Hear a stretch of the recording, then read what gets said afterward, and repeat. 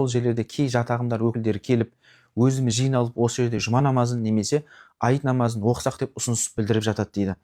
Бисмилля, мешіттерден тыс жерлерде жұма намазын оқуға бола ма деген сұрақтарды келіп жамағаттар сұрап жатады. Ұстаз, біз вахталық поселкеде қызмет етеміз, жұмыс жасаймыз. Сол жерлерде кей жат ағым өкілдері келіп, біз осы жерлерде өзіміз ақ жиналып жұма намазын немесе айтты оқи салсақ деп ұсыныс білдіреді дейді. Енді осы дұрыс па деп сұрап жатады.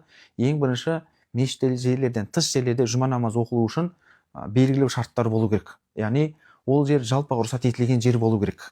Діни жораларды атқару үшін жалпыға изнун ам дейді, рұқсат етілген болу керек билік тарапынан. Билік тарапынан рұқсат етілген болмайтын болса, ол жерде жұма намазын оқуға болмайды. Екінші, жұма намазын өткізетін имам тағайындалу керек ол жерде.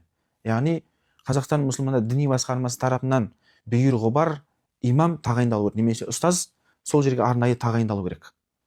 Өзінің өкілеттілігі бар. Ал енді ондай жалпы рұқсаты жоқ Қазақстан мұсылмандар діни басқармасынан тағайындалмаған имам болмайтын болса, ондай жерлерде жұма намазы немесе айт намаздар өткізілмейді. Ол жерде песін намазын оқиды ол уақытта, жұма күндерінде.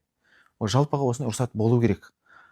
Тек қана Қазақстан аумағында жұма намазын немесе айт намазын Қазақстан мұсылман діни басқармасының бұйрығы бар өткізуге құзыретті имамдар ғана өткізе алады ол жерлер.